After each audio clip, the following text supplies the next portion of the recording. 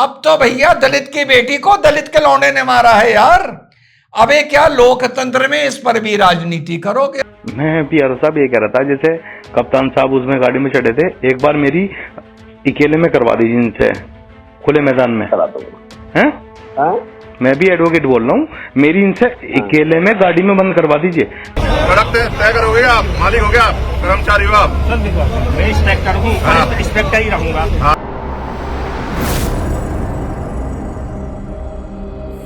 नमस्कार, सत श्री अकाल, अस्सलाम वालेकुम। कैसे हैं जनाब? तो साहब, जिनकी कभी वोट की जरूरत थी वो भी दादागिरी किया करते थे।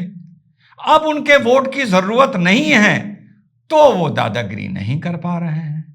अब किसी और के वोट की जरूरत है तो वो दादागिरी कर रहा है। कल को समीकरण बदलता है, उसके वोट की जरूरत नहीं होगी तो 2 मिनट में लाइन पर आ जाएगा। तो साहब, 2 तस्वीरें बड़ी चर्चा में हैं। इन तस्वीरों पर मैं अपना विश्लेषण करके लाया हूं। एक तस्वीर मेरठ की है जहां पर ललिता गौतम की जो हत्या हुई है, जो उसके मित्र अंकुश ने की है। ललिता गौतम एक दलित लड़की है, अंकुश एक दलित लड़का है, लेकिन अंकुश दलित है ये पूरे मीडिया से गायब हो गया। दलित की बेटी की हत्या हो गई, दलित की बेटी की हत्या हो गई और इस पर बवाल और राजनीति शुरू हो गई। लड़का जेल भेज दिया गया, लेकिन इंसाफ चाहिए, इंसाफ चाहिए। तो साहब, ये 2 तस्वीरें अपने अपने तरीके से as a socio religious political commentator एक बात को दर्शाती हैं। जहां पर पुलिस उग्र हो रही है, दिखा रही है कि उसका पावर क्या है, कैसे लाठी और कैसे हाथ चला सकती है। जब रास्ता अनैतिक मामले में रोकोगे तो भी परेशानी है। जहां पुलिस हाथ जोड़ रही है और तुम्हें इज्जत दे रही है, वहां भी परेशानी है। तो जी हां साथियों, ललिता गौतम, मैंने इस पर पहले वीडियो भी अपलोड किया था। मेरठ की लड़की थी, 20 वर्षीय थी, कहीं पढ़ाई के या कहीं कॉलेज या कोचिंग गई थी। एविडेंसेस हैं कि उसका मित्र उसको मिला, कुछ अनबन चल रही थी, उसने गला घोटकर उसको मार दिया और बॉडी कहीं डाल दी। सीसीटीवी के दम पर वो लड़का पकड़ लिया जाता है।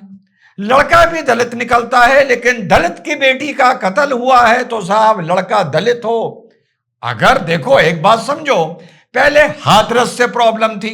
हाथरस में यह था, दलित की बेटी के साथ किसी ने देखो क्या कर दिया, दलित की बेटी के साथ देखो फलाने अगाड़ी जातियों वालों ने क्या कर दिया। अब तो भैया दलित की बेटी को दलित के लौंडे ने मारा है यार। अबे क्या लोकतंत्र में इस पर भी राजनीति करोगे? और राजनीति ऐसी मची कि साहब, जब वहां पर बवाल हुआ तो अविनाश पांडे ने रवि गौतम बिठा दिए गए थे, जो अधिवक्ता बता रहे हैं अपने आप को, मुझे श्योर नहीं है। तो साहब वो वहां अंदर से कुछ बोल रहे थे या क्या हो रहे थे। अविनाश पांडे को यह खबर मिलती है, वो वहां से आते हैं, गाड़ी पर चढ़ते हैं और थप्पड़ दिया देते हैं, थप्पड़ वप्पड़ मार देते हैं। अब साहब दादागिरी ऐसी मच गई है कि फोन आ रहे हैं पीआरओ के पास। जी हाँ, अविनाश पांडे जी के पीआरओ के पास फोन आ रहे हैं और सुनिए क्या कह रहे हैं लोग। हाँ पीआरओ साहब नमस्कार। नमस्कार जी, नमस्कार। हाँ पीआरओ साहब, आप ठीक हैं? आप बढ़िया, बताओ जी साहब। मैं पीआरओ साहब ये कह रहा था, जैसे कप्तान साहब उसमें गाड़ी में चढ़े थे, एक बार मेरी अकेले में करवा दीजिए इनसे, खुले मैदान में। करा दूंगा। हैं? मैं भी एडवोकेट बोल रहा हूँ, मेरी इनसे अकेले में गाड़ी में बंद करवा दीजिए, बाहर से कुंडी लगा दीजिए, और मैं और वो कप्तान साहब। हाँ, फिर देखते हैं कौन निकलता। ये धमकी दे रहे हो? धमकी नहीं कप्तान साहब, ये बढ़िया धमकी दे रहे हैं। नहीं धमकी नहीं पीआरओ साहब, ये बढ़िया बात है। बात नहीं आ रहा है, क्या बात है यार? चाटे मार रहे हैं कप्तान साहब, यहाँ खुली गुंडई हो रही है। सुना साथियों, तो वही जो मैंने शुरू में बात बोली थी, एक दौर था जब किसी के वोट की जरूरत थी, उसको भी झेला जाता था, उसको भी सर पर बिठाया जाता था। फिलहाल वो सर से उतर चुका है, नीचे आ चुका है, उसको लठियाना इस टाइम बहुत आसान है। लेकिन अब दूसरे की वोट की जरूरत है तो उसको लठियाना, भैया थप्पड़ मारना भी मुसीबत हो जाएगी। बड़ी कड़वी बात कर रहा हूं, सही लगे तो लगे, वरना ना लगे तो कोई बात नहीं भैया। हमारी तो बहुत सी बातें बहुत से लोगों को बुरी लगती हैं। तो साहब वो फोन करके कह रहे हैं एसएसपी के लिए कि हमें इस तरह मिलवा दो, हमें गाड़ी में इनके साथ बंद कर दो, उठा के घसीट के उस आदमी को लाना चाहिए। पर नहीं ला पाएंगे क्योंकि वोटों की मजबूरी है और चुनाव 2027 में है। यह बहुत बड़ी समस्या है और इसके अलावा और भी बहुत सारी समस्याएं चल रही हैं। अब साहब उसके बाद हुआ यह कि इकरा हसन भी वहां पहुंच गई। अब इकरा हसन उस परिवार को लेके अखिलेश यादव जी के पास पहुंच गई, इंसाफ दिलवाइए। अरे भैया, मारने वाला कोई अगाड़ी का होता तब कंटेंट बढ़िया बनता, मुस्लिम भी होता तब भी कंटेंट ना बनता, अगाड़ी का होता तो कंटेंट बनता, लेकिन दलित की बेटी मरी है तो दलित के लौंडे पे ही कंटेंट बना दो, यानी दलित के लौंडे को आउट कर दो और दलित की बेटी को इंसाफ दिलवाना है, ये करना है। अब उसको लेकर वहां पर आश्वासन दिया जा रहा है। अब उत्तर प्रदेश के अगर सारे SC ST के मुकदमे निकाल के गांवों के अगर देखोगे तो उसमें कितने फीसदी कौन से लोग अभियुक्त होंगे यह भी पता चल जाएगा। पर फिलहाल गारंटी दी जा रही है कि आपको न्याय मिलेगा। अब वहां पर साहब चंद्रशेखर भी पहुंच गए। अब चंद्रशेखर वहां पर क्या बात कर रहे हैं, क्या डायलॉग बाजी चल रही है, जरा वो भी सुन लीजिए। कौन कह रहा था? कौन है मालिक? कौन है वो मालिक जो कह रहा था ये सड़क किसकी है? सड़क है? कौन कह रहा था?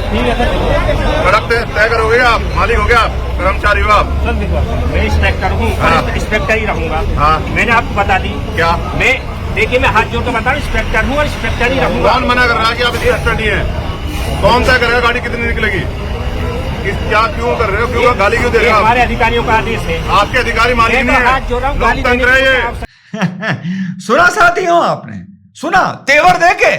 पहले क्या बोला था, जहां लठियाए गए हो वहां प्रॉब्लम, जहां हाथरस का किस्सा था, मारने वाला अगाड़ी था वहां प्रॉब्लम, जहां मारने वाला दलित था वहां प्रॉब्लम, जहां हाथ जोड़ा जा रहा है वहां भी प्रॉब्लम और वहां भी अकड़ा जा रहा है, सिर्फ ये जानते हुए कि 2027 में चुनाव है और लठियाए नहीं जाओगे।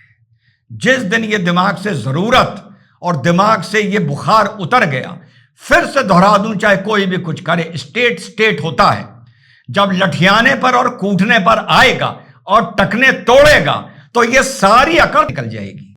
बड़ी ईमानदारी से बात कर रहा हूं, और ये लोकतंत्र की कीमत है जो ये समाज उठा रहा है और ये देश उठा रहा है, और यही इसको धीरे धीरे घुन की तरह, जैसे दीमक होती है, दीमक की तरह इनको चाट रहा है और कुछ नहीं है इसके अलावा सिर्फ संविधान का दुरुपयोग और सिर्फ लोकतंत्र का दुरुपयोग और सिर्फ अपने नंबर ऑफ वोट्स के दम पर, पहले भी हुई, अब भी हुई, आगे होती रहेगी।